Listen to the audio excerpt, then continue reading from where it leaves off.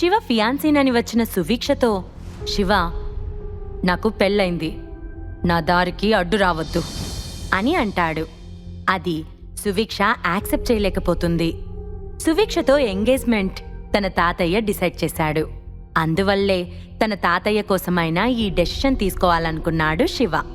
అందుకే తనకిష్టం లేకపోయినా అయిష్టంగానే తనకు సువీక్షకు మధ్య జరిగిన ఎంగేజ్మెంట్ని రద్దు చేస్తున్నట్లుగా లెటర్ రాయాలని అనుకున్నాడు శివ.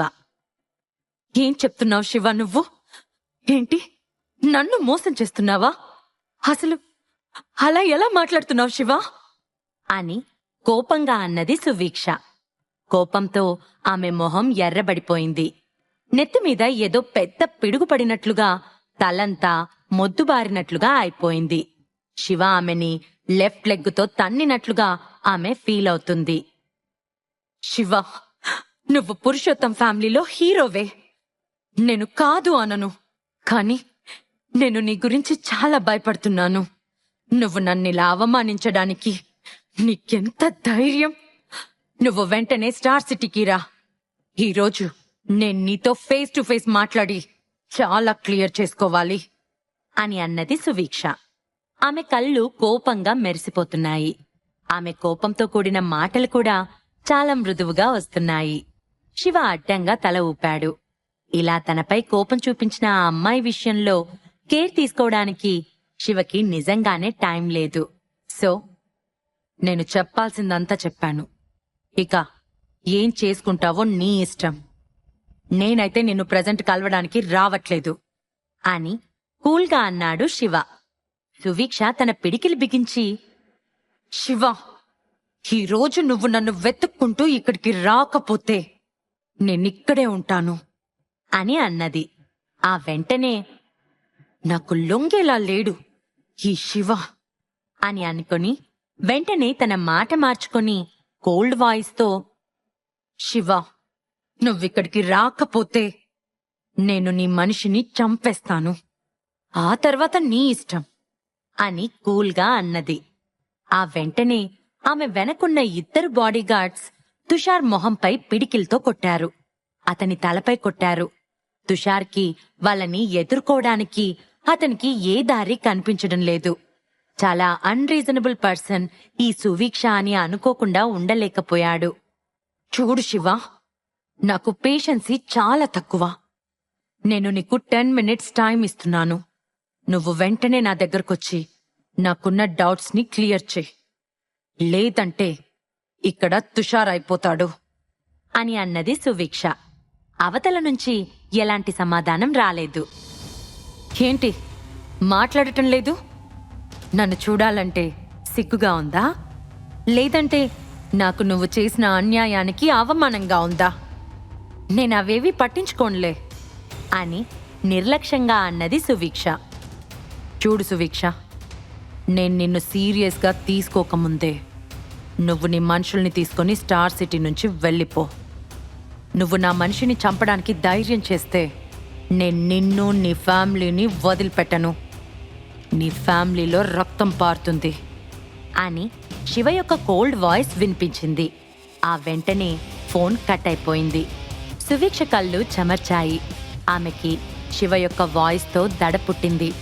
ఎందుకో తెలియదు, గుండెలో తెలియని భయం, ఒక రకమైన భావన ఆమెను కుదురుగా ఉండనివ్వట్లేదు.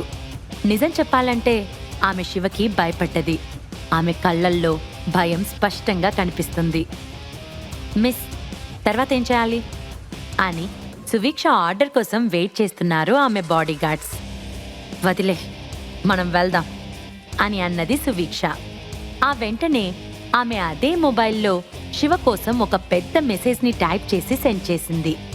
శివ, నేను నిన్ను ఖచ్చితంగా కలుసుకుంటాను అని తనలో తాను అనుకొని చెమటతో తడిచిపోయిన తుషార్ని వదిలిపెట్టి తన బాడీగార్డ్స్ని తీసుకొని ప్రెసిడెంట్ ఆఫీస్ నుంచి బయటకొచ్చింది సువీక్ష. స్టార్ బిల్డింగ్ నుంచి బయటకొచ్చిన సువీక్ష తన బాడీగార్డ్లను తీసుకుని అక్కడి నుంచి వెళ్ళిపోయింది. కార్లో కూర్చున్న సువీక్ష ఫేస్ ఏదో ఆలోచనలలో మునిగిపోయినట్లుగా ఉంది. శివ ఫోన్లోనే తనని అంత ప్రెషర్కి గురి చేస్తాడని ఆమె అస్సలు అనుకోలేదు.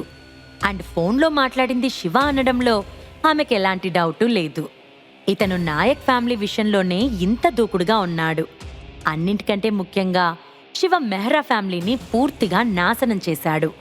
అతని యొక్క పనులు బాంబే వీధి వీధుల్లో పురాణంలా చెప్పుకున్నారు. నువ్వు నాతో ఇలా మాట్లాడి ఏదో గేమ్ ఆడుతున్నానని అనుకుంటున్నావు. ఈ ధైర్యానికి నువ్వు ఖచ్చితంగా మూల్యం చెల్లించుకుంటావు అని తన అందమైన కళ్ళను చిన్నగా చేసి కసిగా అనుకుంది సువీక్ష. ఆమె మరీ ముఖ్యంగా నరసింహ సినిమాలో ఏ విధంగా అయితే రమ్యకృష్ణ రజనీకాంత్ తనకి సరితూగుతాడని భావించిందో సేమ్ ఇప్పుడు సువీక్ష కూడా శివ మాత్రమే తనకి సరితూగుతాడని అనుకుంటుంది. శివ ఎక్కడున్నా అతన్ని తప్పక కనుగొనాలి, అతన్ని దక్కించుకోవాలి అని ఆమె చాలా గట్టిగా అనుకొని కార్ సైడ్కి ఆపింది. ఆమె బాడీగార్డ్స్ ఆ కార్ నాపి సువీక్ష దగ్గరికి వచ్చారు. తన బాడీగార్డ్స్ వైపు చూస్తూ, కుచేలా, చంచల, మీరిద్దరూ వెనక్కి వెళ్ళి స్టార్ సిటీ దగ్గరున్న అభినవ్ని, అతని ఫాలోవర్స్ని గమనించండి. అండ్ నా కోసం మీరు ఖచ్చితంగా శివ గురించి తెలుసుకోవాలి అని అన్నది సువీక్ష. శివ తనకి వైఫ్ ఉందని చాలా నమ్మకంగా చెప్పాడు. అది ఆమె అస్సలు యాక్సెప్ట్ చేయలేకపోతుంది. చాలా ఈర్ష్యగా, కోపంగా అనిపిస్తుంది. నేను శివ ఎక్కడుంటాడో కనుక్కొని తనని తీసుకుని నాయక్ ఫ్యామిలీకి వెళ్ళకపోతే నా పేరు సువీక్ష నాయక్ కాదు. నేను ఎట్టి పరిస్థితుల్లోనూ శివని వదులుకోను. శివ నాయక్ ఫ్యామిలీకి చెందిన ది గ్రేట్ యువరాణి సువీక్షతో ఎంగేజ్మెంట్ చేసుకుని వేరొక అమ్మాయిని పెళ్లి చేసుకోవడానికి ఎంత ధైర్యం అని రగిలిపోతుంది. శివ స్టార్ సిటీ ఏరియాలో ఓ మంచి రెస్టారెంట్లో డిన్నర్ చేద్దామని సురభిని ఇన్వైట్ చేశాడు. స్టార్ హోటల్లోని 12వ అంతస్తు లగ్జరియస్ డెకరేషన్ బ్యాక్గ్రౌండ్ ఉన్న రెస్టారెంట్ అది. మిస్టర్ శివ, మిసెస్ శివ కోసం ప్రత్యేకంగా డిజైన్ చేయబడింది. ఒక క్రిస్టల్ టేబుల్ ముందు అనేక రకాల టాప్ టేస్టీ ఫుడ్తో నిండిపోయింది. శివ, సురభి ఎదురెదురుగా కూర్చొని కబుర్లు చెప్పుకుంటున్నారు. కంపెనీ ఏర్పాట్లు ఎలా జరుగుతున్నాయి సురభి, నువ్వు చూస్తున్నావా అని అన్నాడు శివ. సురభి చిన్న స్మైల్ ఇస్తూ చాలా హ్యాపీగా, చాలా బాగా జరుగుతున్నాయి. బిజినెస్ గ్రూప్ చాలా బాగుంది. అండ్ కన్నన్, తుషార్ చాలా విషయాల్లో మంచి ఎక్స్పర్ట్స్ అని అర్థమవుతుంది. సో మనం అస్సలు వర్రీ అవ్వాల్సిన అవసరమే లేదు. వాళ్ళు అన్నీ ఆర్గనైజ్ చేయగలరు అని ఫుడ్ తింటూ అన్నది సురభి. శివ చిన్న స్మైల్ ఇచ్చి, ఎస్, వర్రీ అవ్వాల్సిన అవసరం లేదు. ఆర్నమెంట్స్ డిజైన్స్ ఎలా జరుగుతున్నాయి అని ఆమె ప్లేట్లో ఫిష్ ఫ్రై వడ్డించాడు శివ. థ్యాంక్ యూ శివ, నేను ఆర్నమెంట్స్ గురించి స్టడీ చేస్తున్నాను అని గంభీరంగా అన్నది సురభి. Very good. ఏ టైంలోనైనా కంపెనీలో నీకు అర్థం కాని ఏమైనా ప్రాబ్లమ్స్ ఉంటే వాటిని వెంటనే నా దగ్గరికి తీసుకొనిరా, సరేనా అని నెమ్మదిగా వైన్ సిప్ చేసి అన్నాడు శివ.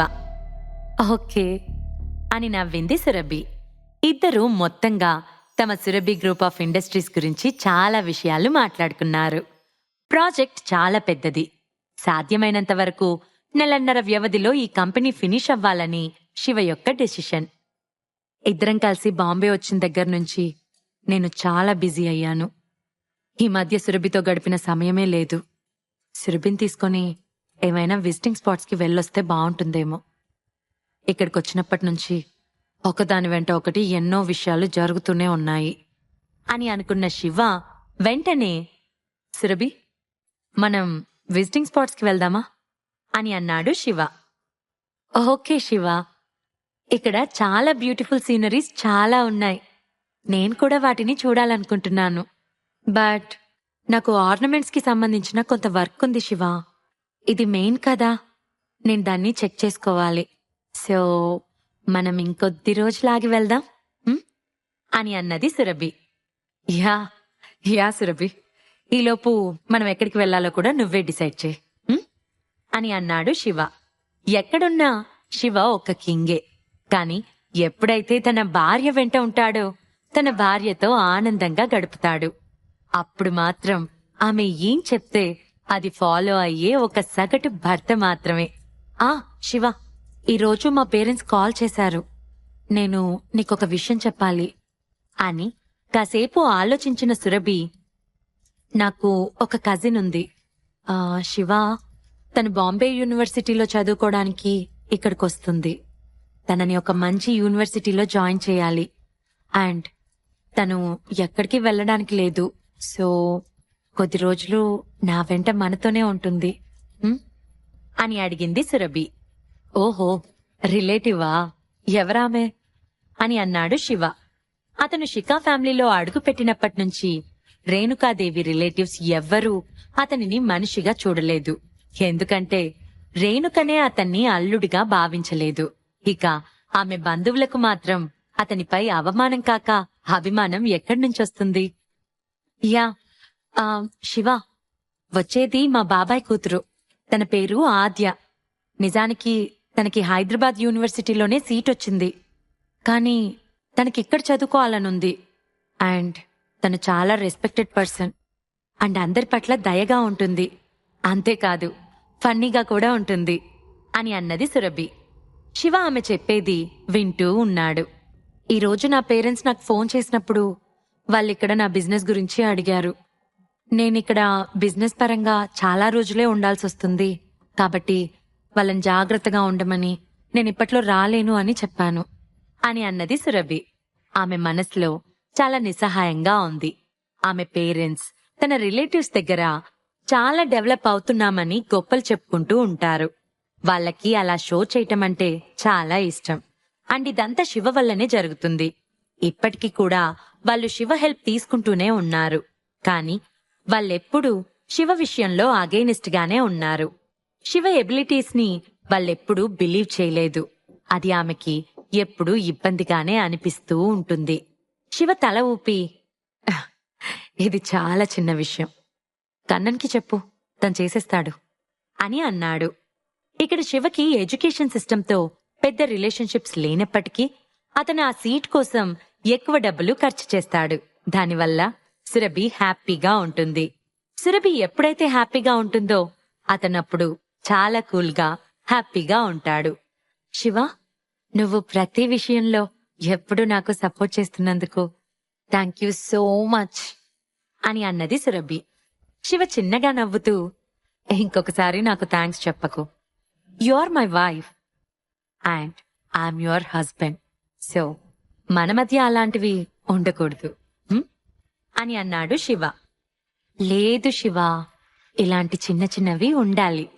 ఎదుటి వ్యక్తి మనపై చూపించిన ప్రేమని మనం తెలుసుకున్నాము అనటంలో ఇలాంటివి చాలా యూజ్ అవుతాయి అని ఇండైరెక్ట్ గా శివపై ప్రేమను చెప్పింది సురభి. నీకో విషయం చెప్పనా సురభి అని అన్నాడు శివ. ఏంటి అన్నట్లు కళ్ళెత్తి శివ వైపు చూసింది సురభి. నేనెంతమందితోనైనా మాట్లాడగలను, ఎవ్వరితోనైనా వాదించగలను, ఎవ్వరికైనా తగిన శాస్తి చేయగలను. కాని ఒక్క నీ విషయంలో మాత్రం నేను వాదించలేను, ఏమి ఎదురు మాట్లాడలేను. నేను చాలా మందికి బాస్నైతే నువ్వు నా బాస్ అనుకుంటా అని నవ్వుతూ అన్నాడు శివ.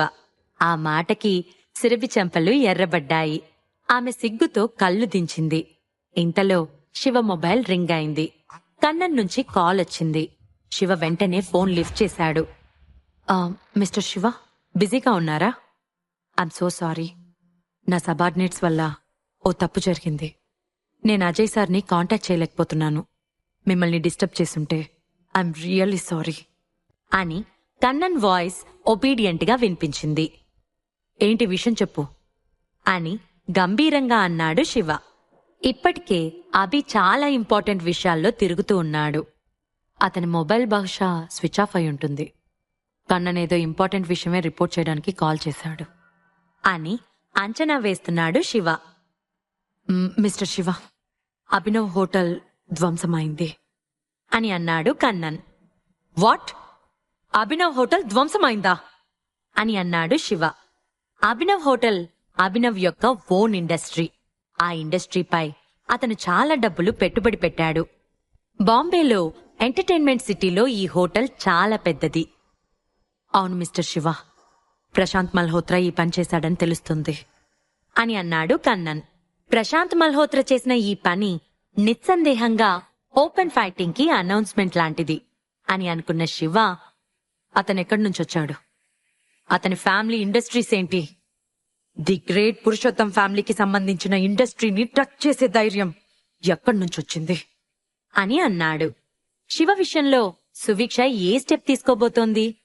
అభి హోటల్ ధ్వంసం చేసిన ప్రశాంత్ మల్హోత్రని శివ ఎలా డీల్ చేయబోతున్నాడు? ఎవరి హెల్ప్ తో ప్రశాంత్ అభి హోటల్ ని ధ్వంసం చేశాడు?